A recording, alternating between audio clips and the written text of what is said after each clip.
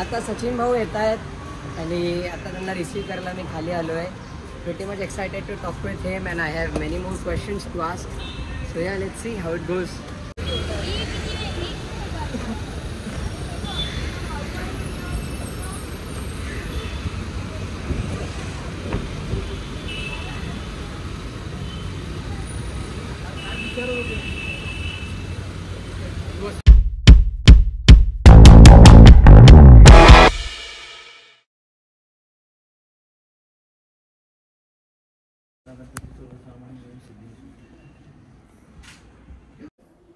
Let's start and thank you so much. Like every year you did came home. तर आता आपण आपल्या नेहमीप्रमाणे एक छोटासा इंटरव्ह्यू चालू करू.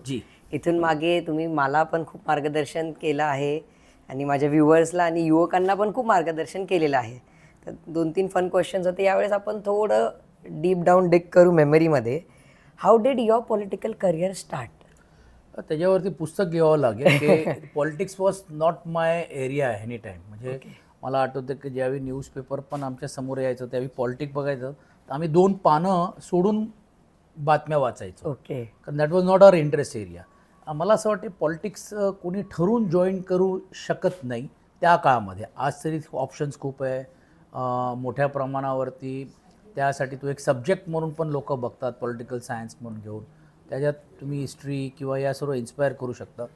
पण मला असं वाटतं माझ्या जीवनात पॉलिटिक्स वॉज अन ॲक्सिडेंट केस. म्हणजे त्याला कारण असं आहे की ट्रेड युनियनवरून पण मी माझ्या जीवनामध्ये ग्रॅज्युएशन झाल्यानंतर परदेशी शिक्षण घ्यायला गेलो होतो. तिकडे मला बिझनेस ऑपॉर्च्युनिटी काम करण्याची संधी मिळाली. तिकडनं मग मी यशस्वी होऊ शकलो नाही. मी इकडे आलो आणि इकडे आल्यानंतर ॲक्सिडेंटली ट्रेड युनियनमध्ये आलो आणि तसंच त्याच्यात पुढे पॉलिटिक्समध्ये जॉईन मी झालो. मला आठवते 1995 साली मी काँग्रेसचा PCCC चा मेंबर झालो होतो. म्हणजे जस्ट इनिशियल माझ्या सामाजिक ह्याच्यातलं होतं आणि त्यावेळी काँग्रेस जॉईन करून मग ती जर्नी आतापर्यंत आहे. तर नक्कीच आता ही जर्नी तुम्ही जसं सांगितलं 95 पासून ते आत्तापर्यंत एवढ्या मोठ्या जर्नीत तुम्ही महाराष्ट्राच्याच नाही तर देशाच्या खूप मोठ्या मोठ्या चेहऱ्यांसोबत आणि खूप मोठ्या मोठ्या पॉलिटिकल नेत्यांसोबत तुम्ही काम केलेलं आहे. तर एखादा असा मेमोरेबल इन्सिडेंट म्हणा किंवा एखादा असा फनी इन्सिडेंट आहे जो अजूनही आठवणीत आहे? अनेक अशा जीवनातल्या असे क्षण आहे. म्हणजे मी नाव घेणं उचित होणार नाही त्या नेत्यांना. म्हणजे नाही नाव नाही. पीक स्टेजवरती गेलेल्या लोकांनाही देखील म्हणजे राजकारणामध्ये अश्रू वाहताना मी पाहिलेले आहेत. म्हणजे ज्यावेळी त्यांच्याकडे नव्हते. म्हणजे त्या वेदना मी आजही समोर माझ्या डोळ्यासमोर येतात. याही व्यतिरिक्त अनेक राष्ट्रीय स्तराचे लोक पण देखील राजकारणामध्ये कसे यशस्वी होतात पण काही निर्णय सामाजिक किंवा काही राजकीय चुकल्यानंतर पण ते कसे पडताना पण पाहिलेत उठताना पण पाहिलेत. तर मला असं वाटतं की या क्षेत्रामध्ये चढ उतार ही नेहमीच आपण ॲक्सेप्ट केली पाहिजे. म्हणून ज्यावेळी मला आठवते की मी निवडणूकमध्ये पराभव झालो तर मी खचून गेलो नाही.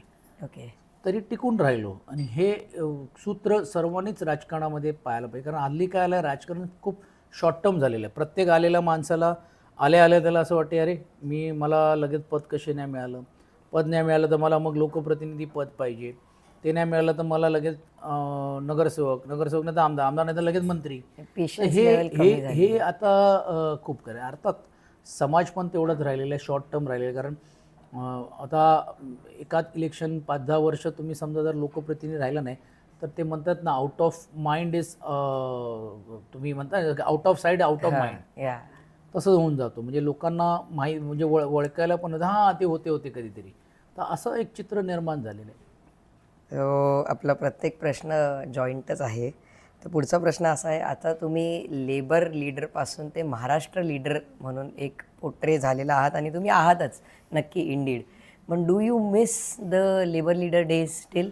I don't miss it. कारण मी अजूनही त्याच्यामध्ये सक्रिय आहे. म्हणजे मी आजही कामगारांचं नेतृत्व करत असतो. अर्थात एक स्टेजवरती गेल्यानंतर माझी अशी अपेक्षा होती आणि आजही आहे की ह्या क्षेत्रामध्ये माझ्या इतरांनी काम केलं पाहिजे. मी अजून त्याच्यामध्ये लक्ष घालण्यापेक्षा त्यांच्यातली लिडरशिप घेऊन वरती वाढली पाहिजे. म्हणून आजही माझे वेगवेगळे पदाधिकारी 15-20 पदाधिकारी आहेत. त्यांच्या नेतृत्वाखाली 100-150पेक्षा जास्त संघटना म्हणून आम्ही ह्याच्यामध्ये कार्यरत आहोत.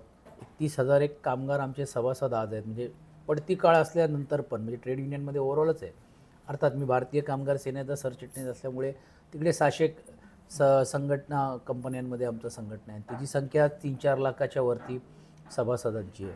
तर नक्कीच तो काम करण्याचा योग असतो, पण त्या 100% आपण त्यांना न्याय देत नाही. तर ती एक मनामध्ये खंत नेहमीच असते. आणि राजकारण आणि हे 2 वेगवेगळे टोक आहेत. राजकारण, समाजकारण आणि ट्रेड युनियन. ट्रेड युनियनमध्ये कसं आहे, बाप दाखवण्याचं श्राद्ध घाल. राजकारणामध्ये तुम्ही आलेला विषय टाळता येते, बोलता येते, किंवा आपण बघू करू, किंवा नाही केलं तरी देखील लोकांना असं काय नेगेटिव्हनेस राहत नाही आपल्या बाबतीत. पण ट्रेड युनियनमध्ये तसं नाही आहे. म्हणजे बोनस मिळालं पाहिजे तर त्या टायमिंगवरतीच मिळालं पाहिजे, पगारवाढ झाली पाहिजे तर त्यावेळीच झाली पाहिजे. तो इश्यू त्यांचा आहे तर तसंच सोडवलंच पाहिजे. आणि वास्ट मोठ्या प्रमाणावरती इश्यूज असल्यामुळे फार विसंगती त्याच्यामध्ये असते. पण अशी असली तरी देखील त्यात ती कला असली पाहिजे प्रत्येकामध्ये हँडल करण्यासाठी, आणि ती तुमच्यात नक्कीच आहे, मी बघत असतो. लीडरशिपचा विषय निघाला आहे. Any leadership you got inspired from in your initial days? खूप अगोदर ह्याच्यामध्ये माझ्याकडे एक छोटे नगरसेवक असायचे. म्हणजे एक त्याच्यात मी नाव परत त्यांचं घेणं उचित होत नाही, कारण परत इतर लोक नाराज होतील. एक कुठचा तरी विषयावरती, म्हणजे मला वाटते माझ्या घराचाच एक विषय होता आणि एक सोसायटीचा एक इश्यू होता, आणि त्यावेळी मी त्यांच्याकडे गेलो आणि पहिल्यांदा मी त्यांना पाहिलं आणि त्यांनी लगेच फोन लावले, हे केलं, आणि तो विषय जो गेल्या अनेक महिन्यापासून होता तो लगेच एका दिवसात सुटला. तर मी बोललो, असं काय या खुर्चीवरती आहे की जे विषय आम्ही 15 दिवस ह्याच्यात जात होतो आणि मग हे सुटलं. दॅट इन्स्पायर्ड मी की सामाजिक क्षेत्रामध्ये पण देखील अशी लोक बोलल्यानंतर कामं होतात. आणि मग मला असं वाटते तो इन्स्पिरेशन असावा असं मी समजतो.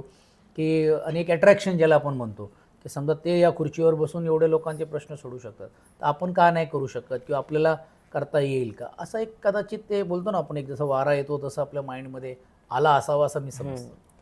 तर आता मी फर्स्ट टाइम माझ्या एका गेस्टसोबत एक छोटा रॅपिड फायर करणार आहे. So the rapid fire is completely non political, it is just personal. Your favourite food? There are lot of foods, veg और non veg? Both. So veg में I like upma in the morning. Okay. Non-veg में I like mutton a lot. Favorite dessert? Favorite dessert, I've stopped sweets now, but then I love to have nice ice creams. Okay. Last Belgium ice cream. Last movie you watched? Last movie now Netflix में so many movies I am watching. I guess there are a lot of movies, but I can't name it. But I am very desperately to see this 3 2. Okay, but did you, like, when was the last time you went to cinema theater? No, cinema theater was long years back, so I have not gone. But we were planning to go for this movie. Yeah. So last web series? A lot of web series I'm following, like from Narcos से लेके and all thing करके. Now, especially, I was on this thriller, one of the series on the Netflix only. I'm just not recollecting the name because there are so many series we are seeing every day.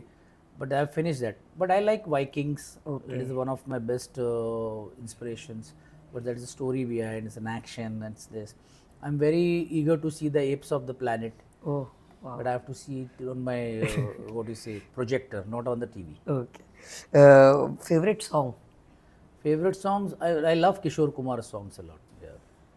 Yeah. Your favorite anytime go destination if you get time to go on a vacation? I love to go to Greece. Oh, wow. So I'm fond of Greece. I used to go, but now because of political compulsions and all, I've stopped going, but I love to go there. I love the islands, I love the nature. I love more of this history and the traditions and that whatever it is. About a normal person, everyone has their different ways to find solutions to problem. But you're a political figure, you're a social worker, you have many questions, but sometimes there must be a day where you must be in thought of a solution for a question. But is there something which you do when you have a tough question in front, like go for meditation or go for relaxation or go in isolation or anything like that? No, I see Netflix, that's all. Oh, wow. So that's the best stress buster for me, to try and be into that, because then you get to know a lot of things. And that is a time when you are diverted from this. Yes, there's sometimes there are issues which you get nightless sleep, no sleeps also. Yeah. And there are that which bothers you, but it's part of this life. In my way, I have already principally decided in my life to face what comes in your way. So, Bhau, one last question which I'd like to repeat. राजकारण नसतं तर एखादा असा spot आहे का? हो, मला cricket खूप आवडतो. फुटबॉल मी खेळलो आहे माझ्या शाळेसाठी पण देखील, कारण मी एअर इंडिया मॉडर्न स्कूलमध्ये होतो. सो लॉट ऑफ थिंग्स करके, बट आय डोंट थिंक की I would have been a perfect person, म्हणजे ती त्याच्यामध्ये मी बसू शकलो असतो, like one of the champions टीममध्ये. But I played for my school. I would have love to play that करके sportsman. I always used to get inspired and wanted to become an IPS officer. Oh. Yeah. In fact, after my 12th and all, I was thinking also, can I shift to Pune and all? But circumstances didn't allow me to do that because my daddy got retired, then he had some issues. Medically, he was also not well. And then I was the only person to take care of the house, my sister's marriage and all the things. So that compelled me to do more studies and get into a job करके. But I was always thinking कि I'm not a person who can do a job. So maybe that way it is. So we can say that directly or indirectly, like you said, you thought of being an IPS. So you were like prepared to do social work and help people out there. So the only thing is now you help it through IPS, and if you would have done that, then you would have been on that chair. So yeah. Thank you so much for being a part of this. Bye-bye. Next year we'll do shoot a complete podcast. आणि सावंतवालेला मी त्या एक वाक्य म्हटलेलो की आता पुढचा podcast आपली सरकार आल्यावर नोव्हेंबर महिन्यात. थँक्यू. थँक्यू.